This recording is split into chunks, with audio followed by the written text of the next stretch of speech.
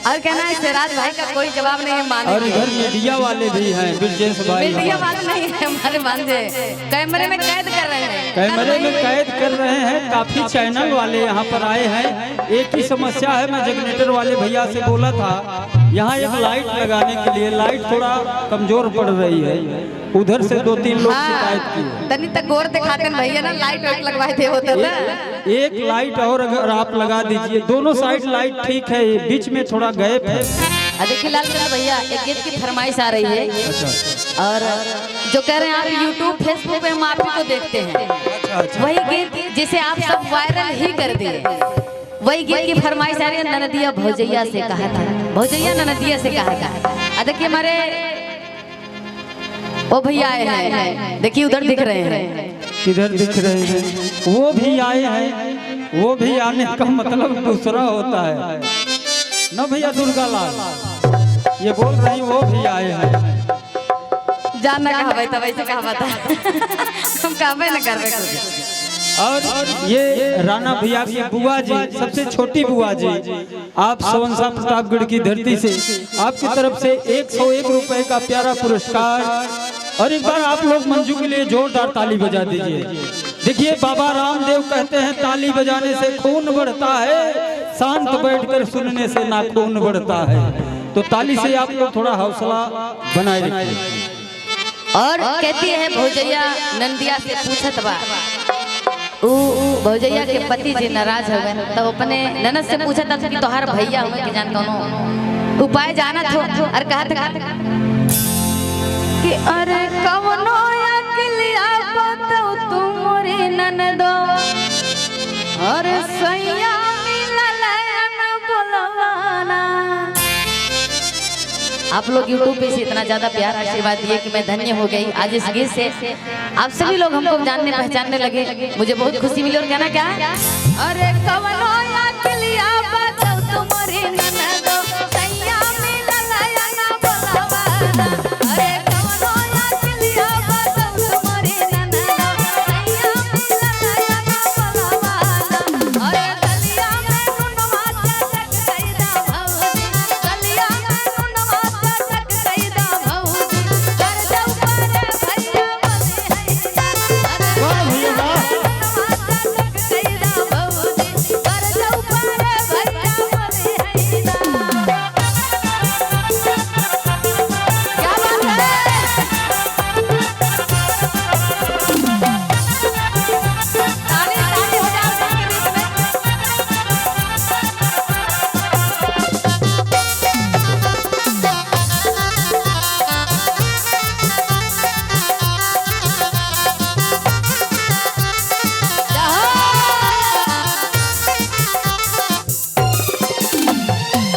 और जब ननद रानी बतौनी तब भाभी ऐसे कई के देखनी। और भइल का, अरे खाई के खियाई के हर निकल गबे मनवा। ये लालचंद भैया बड़ा बेदर्दी रहा दुल्हवा। खाई के खियाई के हर निकल गबे मनवा। अरे खाई के खियाई के निकल गबे मनवा, खाई के खियाई के निकल गबे मनवा। तो बहु ना बोलैया रे ना, अरे खाई के खियाई के निकल गबे मनवा। तो बहु ना बोलैया रे ना, अरे कवनो अकलिया बताओ तुमरे ननदो, सैया मिलल न बोलवाना।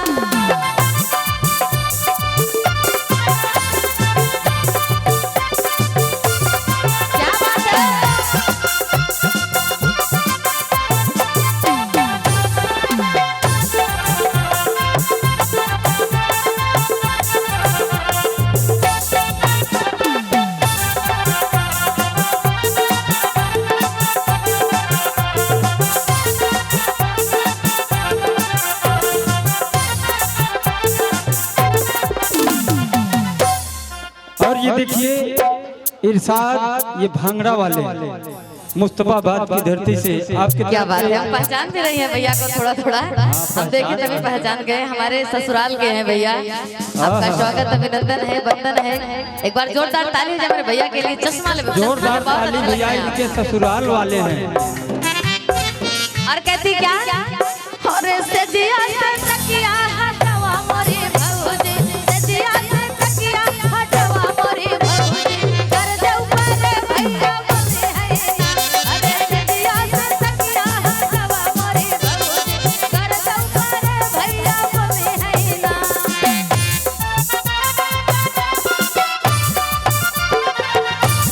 क्या बात है।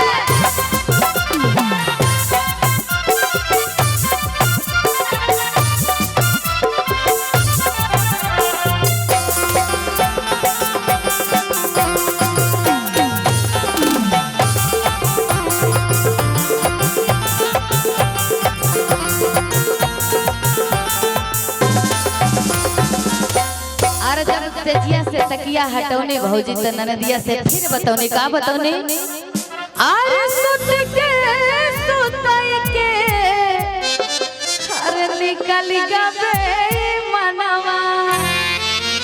संजय निर्मोही जैसे दुल्हवा रहा, संजय निर्मोही नहीं। हाँ हाँ, रच दर्द ना रहन करे अंदर। और सुत के सुतई के हर निकल गबे मनवा। कहते क्या, हरे सुत के सुतई के निकल गबे मनवा, सुत के सुतई के निकल गबे मनवा। तब हो ना बोलैया नारे, हरे सुत के सुतई के निकल गबे मनवा, तब हो ना बोलैया नारे। हरे कवनो या चलिया बसौ तुम्हारी ननद, सैया मिलन या ना बोलवा।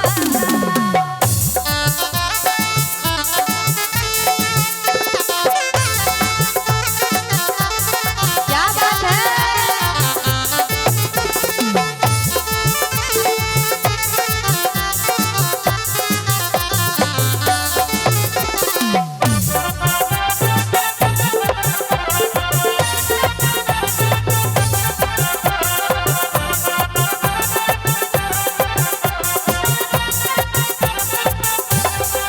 और ये देखिए हमारे डॉक्टर साहब, डॉक्टर उमाशंकर गौतम सवेली सुजानगंज की धरती से आपकी तरफ से 51 रुपए का प्यारा पुरस्कार। क्या बात है, और आपके चरणों लड़के में के बड़े पापा जी आपकी तरफ से 51 रुपए का प्यारा पुरस्कार। बारात आ गई। क्या बात है। सभी बाराती का स्वागत अभिनंदन वंदन है। इस मंच के माध्यम से सभी कलाकारों की तरफ से, मंजू मोहिनी की तरफ से, और आप सभी का स्वागत अभिनंदन। और कहती क्या है, एक गीत और ऐसे ही हमारे चैनल पे आया था।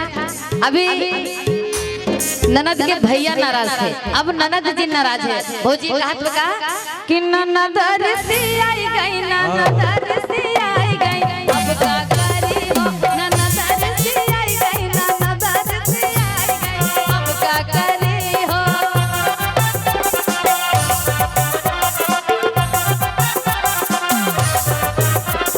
ननद सी आने दिल्ली में बस गई,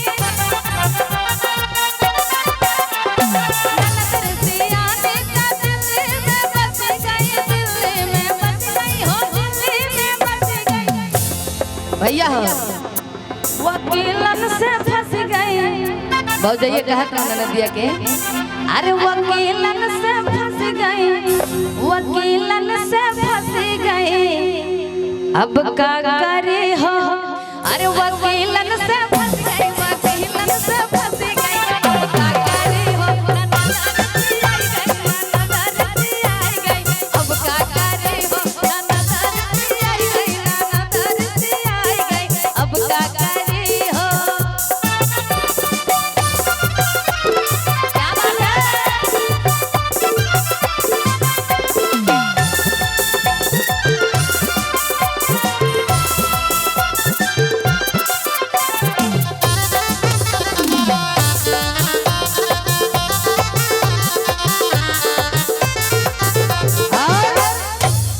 भौजैया ननदिया के चिढ़ावत बा। ई ननद भौजाई के नोक झोंक बहुत होता है।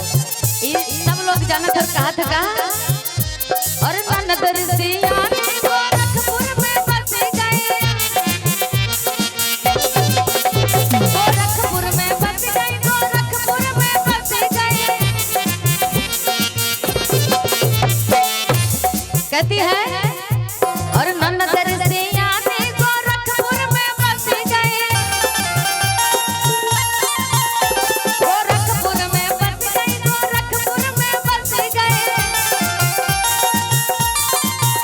भैया हो गोरखपुर में के बा हरि योगी से फंस गई हो, योगी से फंस गई हो, योगी से फंस गई हो, योगी से फंस गई हो, योगी से फंस गई। अब का करी हो नंदन आई गई, नंदन आई गई। अब का करी बारी हो आय है बारी हो दुल्हा के वाड़ी अब आई उमरिया हमारी बारी हो आय है बारी हो दुल्हा खोला के वाड़ी।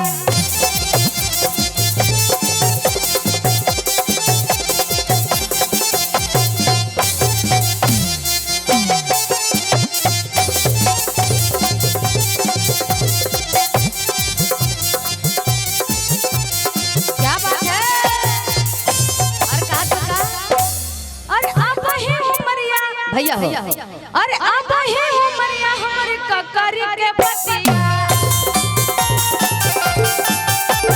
ककरी के पतिया हो ककरी के पतिया अब ही उमरिया हमारे ककरी के पतिया ककरी के पतिया हो ककरी के पतिया तू वाला पे आए है तू वाला पे आए है तू वाला पे लगे हथियारी हो हथियारी हो दुल्हा रे खोला के बाड़ी तू वाला पे लगे हथियारी हो हथियारी हो दुल्हा रे खोला के बाड़ी अब ही उमरिया हमारी बारी हो दुल्हा रे खोला के बाड़ी।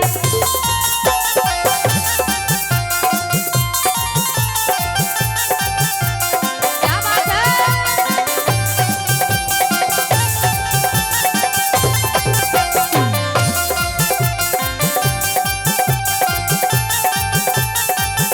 मंजू जी भैया भैया। और ये देखिए हमारे चाचा जी आप माननीय बाबा गुप्ता कोटवा की धरती से आप भावी प्रधान प्रत्याशी आपके तरफ से 101 रुपए का प्यारा पुरस्कार बाबा गुप्ता जी और राकेश मुरादपुर की धरती से आपके तरफ से 101 रुपए का पुरस्कार। मंजू धीरे धीरे खुल रही हैं अब इनका YouTube पे ठुमका भी बहुत तगड़ा है आप जान लीजिए। इतना मत हंसो कि फूलों को खबर लगे, मैं आपकी तारीफ करूं आपको नजर लगे। और कह रहा क्या क्या बात है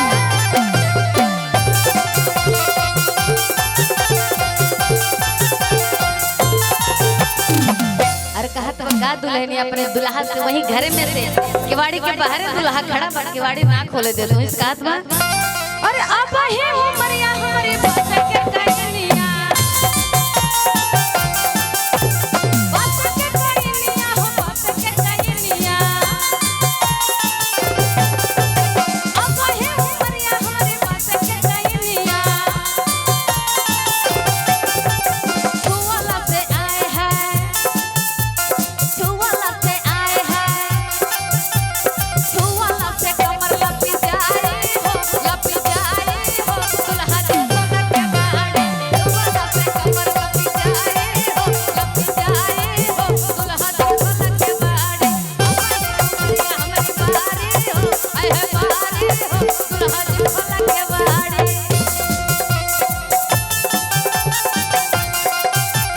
क्या बात है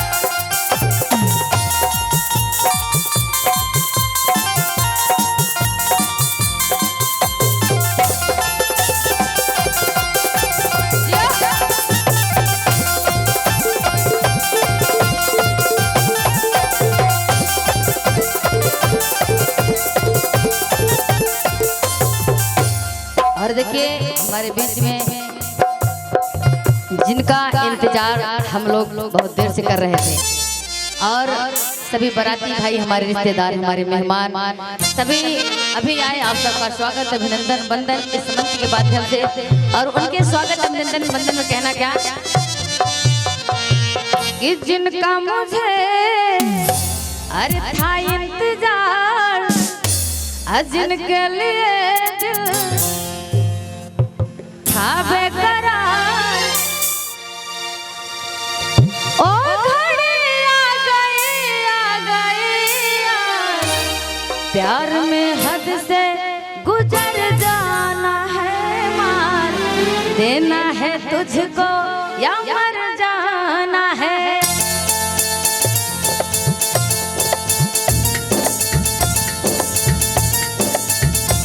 क्या बात है।